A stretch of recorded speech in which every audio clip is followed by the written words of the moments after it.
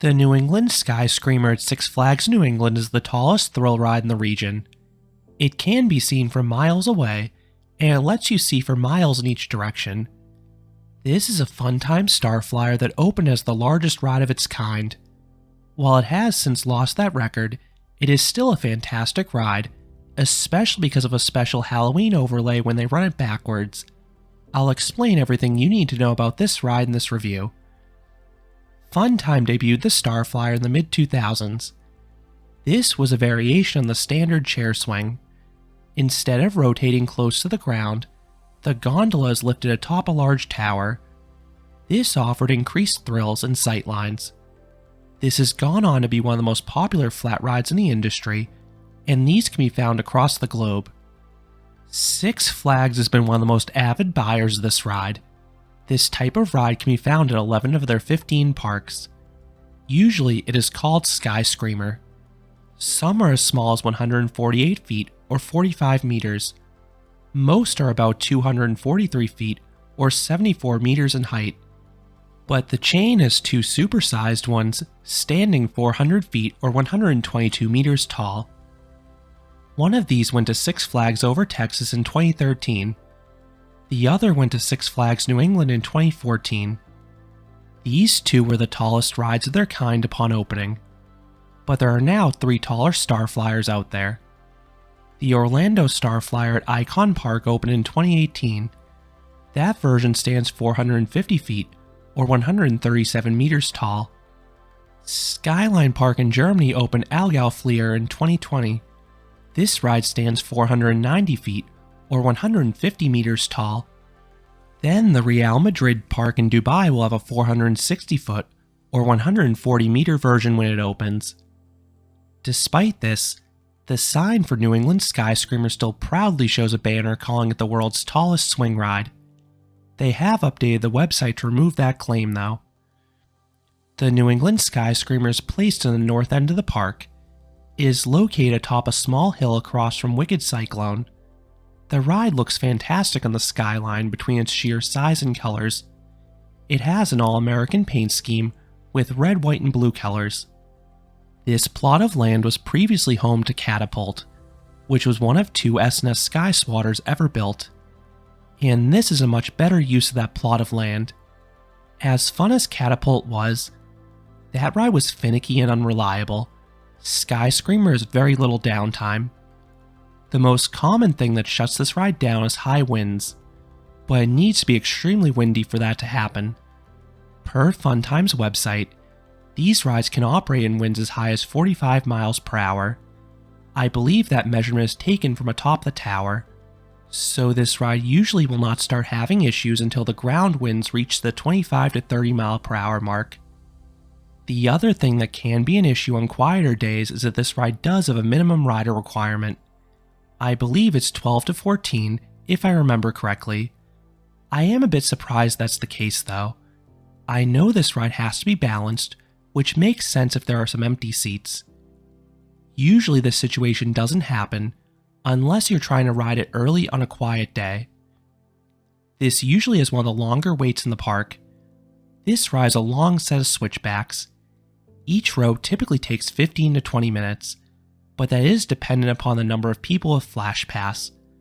But most days, the line hovers around the 20 to 30 minute mark midday. If lines are long, SkyScreamer is included in the paid Flash Pass Skip the Line system. This usually has you boarding within 2 cycles. The line is dramatically longer during Fright Fest though. It will commonly hit the 45 to 60 minute mark there. Not only is that the busiest time of year for the park, but the ride is a special program. Branded as Possessed, the ride runs backwards.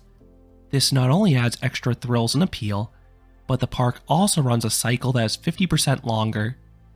The only other park I know of that runs their Starflyer backwards is Six Flags America, also for Fright Fest. I really wish more parks did this because it offers a unique experience from the usual mode. I also appreciate the backwards motion during Fright Fest because it can get quite chilly at night. This makes it so the wind is not pelting your face directly. So I sort of wish Six Flags New England ran this ride backwards at the start of the year as well. It is not uncommon for temperatures to be in the 40s in April. The ride seats a max of 24 riders per cycle. There are 12 gondolas, each holding 2 riders. I find it funny some of the smaller Starflyers hold more guests, but I imagine it's for spacing purposes.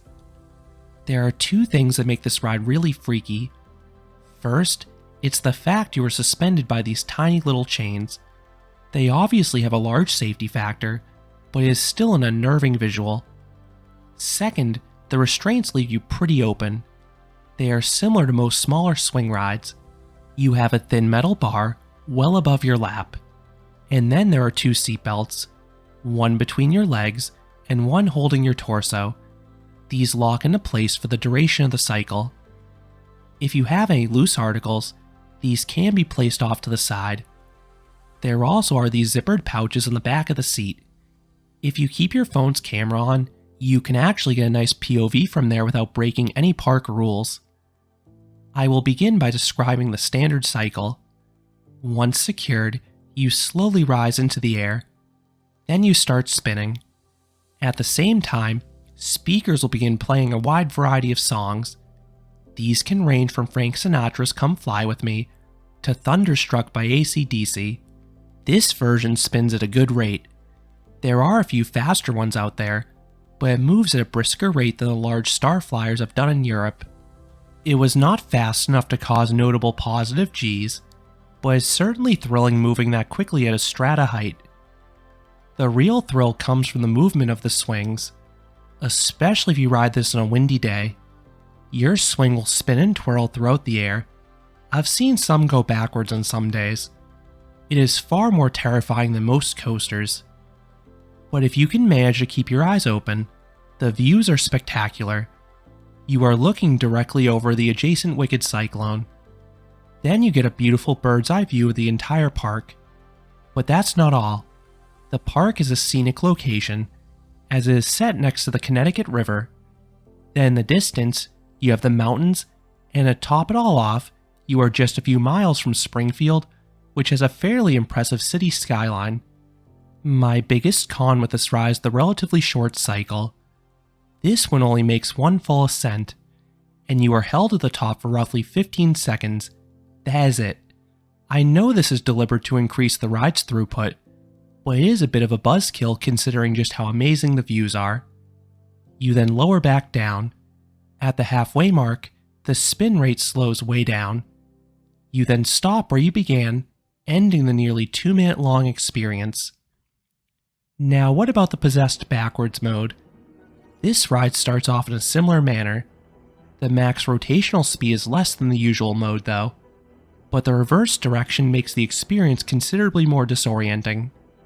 The views are just as special though, especially during the fall months when the leaves are changing colors. What happens at the top is noticeably different though. You spend about a minute up there this time. After a few rotations at the top, the spin rate slows way down. It feels like you're about to come to a full stop. This causes the swings to be parallel with the ground. After 1 or 2 slow rotations, the ride speeds back up. This acceleration is very thrilling given the heights.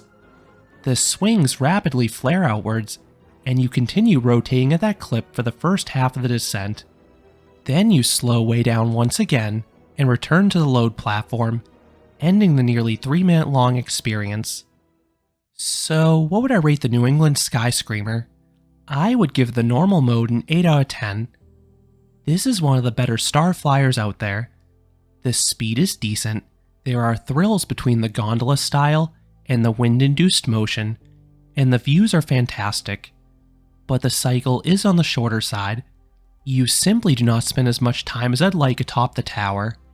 However, I would give the possessed mode a 9 out of 10. While you spin a bit slower, the backwards motion adds some extra thrills, and the longer cycle results in a more satisfying experience. When it runs the normal mode, I try to ride this once per visit, but I try to ride it multiple times per visit during Fright Fest. It is that much better. So those are my thoughts on the New England SkyScreamer. What are your thoughts on this ride, whether it be the normal mode or possessed mode? Let me know down in the comments.